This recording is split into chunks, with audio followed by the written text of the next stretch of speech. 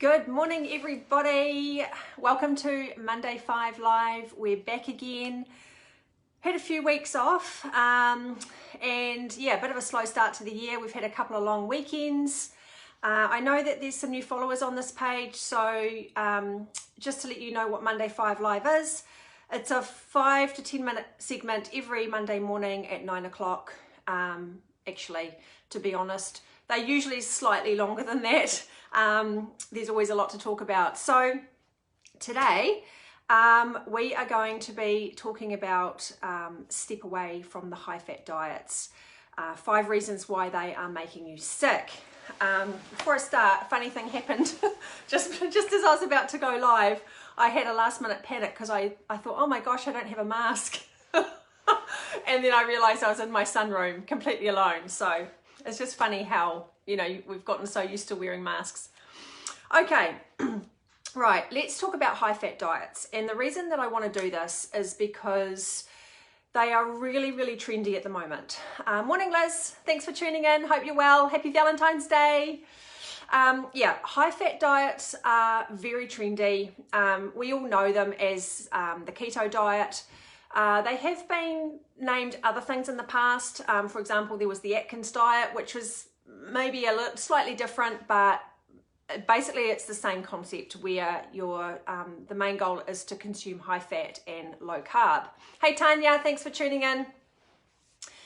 We see clients in our coaching practice who have tried keto, and for some of them it's worked initially, and for some of them it hasn't worked, and either way they've ended up with bigger problems than what they started with, which we then have to sort out. So just in a nutshell, the keto diet is all about lowering your carb intake so that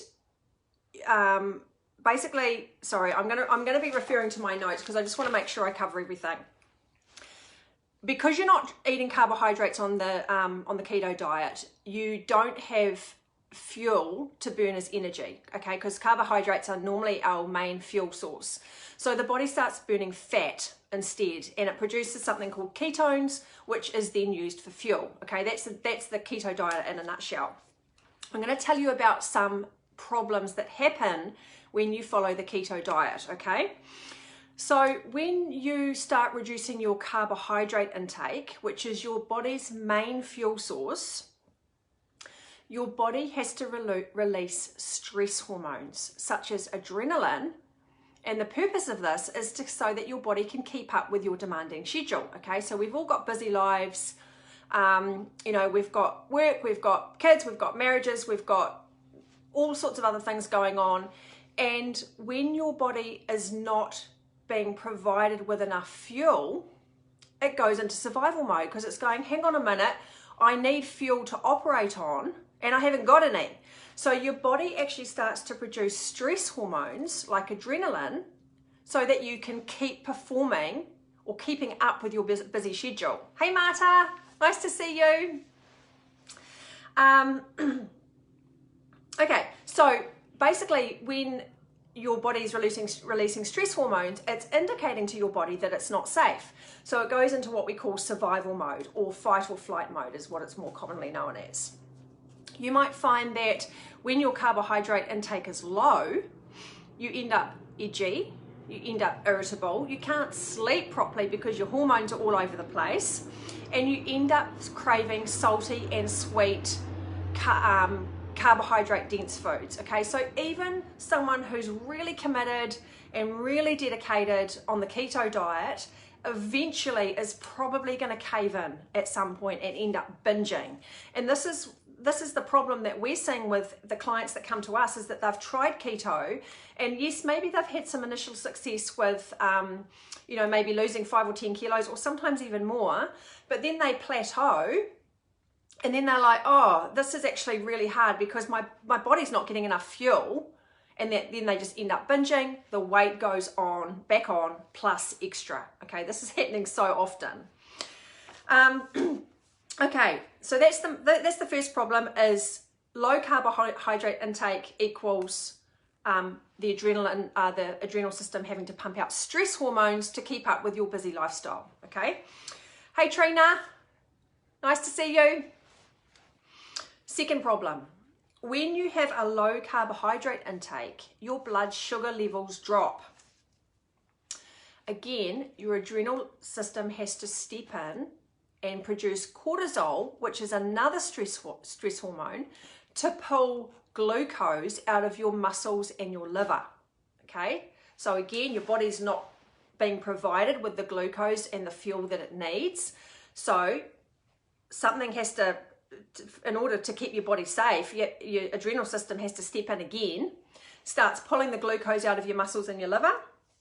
You end up with low energy levels, sugar cravings, and fat storage. That's the second problem.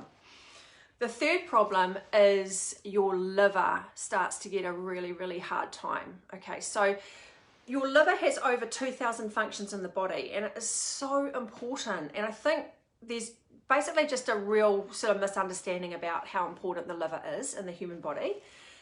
It's certainly not really acknowledged as much as it should be by conventional medicine. I mean, we know that the liver is important, but I don't think that people really understand the extent to which the liver is actually important. So what happens is when you have a diet high in saturated fat, your blood becomes really thick, okay? It becomes thick and sludgy because of the fat content in your diet. Now, your liver's job is to receive the blood, filter it out, and then, you know, make sure that there's no toxins or anything going around the body.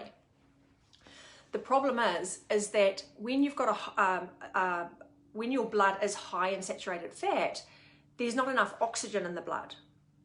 Okay, so there's not enough oxygen going to the liver, so it can't do its job properly of filtering the blood, and it ends up fatty. So what happens is the liver has the job of breaking down fats in the body, right? If it can't break down the fats properly, it ends up sluggish. It can't draw nutrients from the blood, and the nutrients end up in the fat cells, and the liver is having to work and work and work to try and, again, keep the body safe from toxins in the blood, and it becomes sluggish and stagnant and sick. Okay, so a lot of people have got fatty liver disease, or they have got pre-fatty liver disease, and a big part of it is because they're eating way too much fat and the liver just can't deal with it. Okay, so that's the third reason that high fat diets will make you sick, is that it will absolutely nail your liver, okay? And your liver is just so fundamental to the overall functioning of your body. Number 4 is that a high fat diet puts a lot of pressure on your heart. So just go back a second to what I said about your thickened blood and how it gets all sludgy from all the fat. Now imagine the heart having to pump that sludgy blood around the body.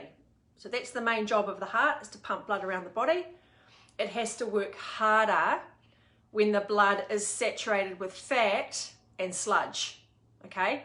So this is a problem which is leading to heart disease, because the heart is just having to work too hard, and it just can't pump that blood around the body. There is, of course, the other issue about high cholesterol and things like that. I'm not going to go into that today, but I think we all know that you know, fat in the diet creates high cholesterol, and that obviously creates problems with the heart as well. Okay, number 5, the 5th reason why high fat diets are a mistake is that they ask you to cut out fruit. Okay, so let's get really logical and adopt some common sense here for a moment. So fruit and vegetables have been something that have existed on this earth for thousands of years, and humans have used them to stay healthy and for survival, right? So why is it all of a sudden now that fruit's not good for you? It just makes absolutely no sense. Okay, so this theory of fruit being bad for you is a very modern day theory, and it's all stemming from the whole high fat, low carb diet thing. One of the reasons for that, I mean, there's probably a few reasons, but there's no money in fruit, okay? So people can't really make money off fruit. So remember that a lot of these diets and fads and trends, they're all about making money or profit and very little about making you healthy. You've got to remember that. Every time a new fad or a trend comes along that looks amazing, you just got to take a step back and go, okay, is this really healthy? Does this sound, does this sound legit? Or is it more about the manufacturers and the producers and the marketers making a lot of money? And generally that's what it's all about. Okay, so fruit is there to strengthen our immune system. It's amazing for healing the body. And the glucose is actually so important for our body because our organs and our brain and our liver thrives on the glucose from fruit. So fruit is super important. So we get clients who come to us and we give them a meal plan and it's got heaps of fruit and vegetables in it, and they go, this is going to be interesting because I haven't eaten fruit for so long because I thought it was bad for you, or my doctors told me that I shouldn't be eating fruit because I'm pre-diabetic. That's a whole other rabbit hole. Honestly, I'm not going to go into that today, but that's the biggest mistake ever, is for a diabetic not to eat fruit. Okay, we get diabetic people who we just load up with fruit and their problems start to go away. So don't think that fruit is bad. It's, people have this fear about sugar content in fruit. It's natural sugars that your body really, really needs to survive and to thrive, okay? So don't get sucked into that whole thing about fruit being bad for you. It's not. It's so good for you, and you need to eat it every single day, multiple times a day, ideally. A bonus one, that's the 5 things. One more bonus one is that high-fat diet is generally created by high animal protein. So we know that on the keto diet, people are eating a lot of meat. So there's like bacon for breakfast and a chicken burger for lunch and steak for tea, for example. The problem with too much meat in the diet is that it strips your gut of hydrochloric acid, which is an essential stomach acid that is there to break down, digest, and absorb your food, okay? Too much meat strips all that out. It's replaced with undesirable stomach acids, and that can lead to a whole other problem. So if you are a meat eater and you want to keep eating meat, that's absolutely fine, but we always say stick to a palm-sized piece per day. So that's the size of your palm and the thickness of your palm, and you shouldn't really be having any more than that each day. Okay, we're about to wrap up, but I just want to mention one more thing. So even if you're not on the keto diet, and hopefully you're not, and if you are, then I've just given you some little things to consider. Even if you're not on the keto diet, your diet can still be high in saturated fat, which is a problem. So I know that things like avocados, nuts and seeds, coconut products, coconut oils, all those sort of things are sold as healthy fats. And yes, they are healthy in terms of, they do provide healthy fats in the body, which are essential. But just be aware that it's still fat. It doesn't matter what kind of fat you're eating, whether it's, even if it is a healthy fat, it's still fat. And your liver still has to break that fat down, okay? It's not going to be as bad as like, trans fats and all those yucky things that you get in processed and packaged foods, but it's still fat and your liver still has to break it down. So if you're somebody who is trying to lose some weight, and even if you're eating a really good diet, high in fruits and vegetables, high in whole grains, all that sort of thing, if you're starting to plateau a little bit with your weight loss, just be mindful about how much fat you're eating, and you might need to cut it back by, say, 25 to 50%. So just things to be aware of is things like coconut yogurt on your breakfast, avocado in your salads, nuts and seeds sprinkled on your salads, and all that sort of thing. They are good, but they're still high in fat, so you just got to be really careful about that. Okay, let's do a quick recap before we wrap up. 5 reasons why high-fat diets are making people sick. The first one is when you reduce your carbohydrate intake, your body's losing its fuel source, which means your adrenal glands have to step in and produce adrenaline to keep your body functioning at a high level. Okay, it puts you into survival mode, or what we call fight or flight syndrome, and that's really bad for you. It leads to all sorts of problems with your adrenal system. Okay, second one is a low carb intake means a drop in blood sugar levels. Your body has to step in, your adrenal glands have to step in to produce cortisol to pull glucose out of your muscles and liver, okay? Ends up with low energy, sugar cravings, fat storage. The third one is that your liver starts to get a really hard time. It's not receiving enough oxygen in the blood because the blood is thick with saturated fat, creates all sorts of problems for the liver. And number four is it creates problems for your heart because your heart is then having to pump thickened, sludgy blood around the body. Number five is it forces you to cut out fruit, which is a really big mistake. Fruit is so important for overall health and well-being.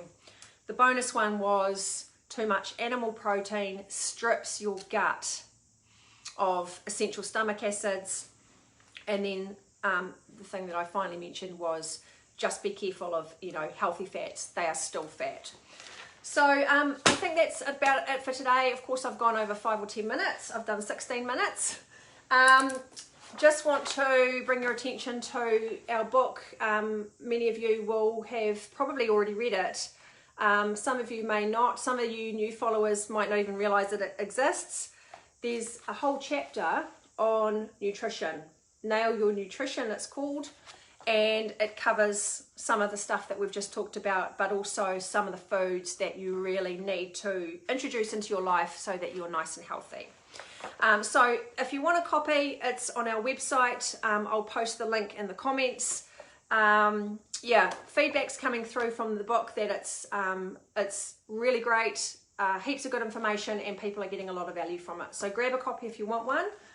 And I think that's it for today. So thanks for watching, everybody. I can see that you're all still there watching. So hopefully that was some good information for you. If you know someone who is following a high-fat diet like the keto diet or is tempted by it, direct them towards this video, because it's long-term, it's creating a lot of problems for people which are avoidable.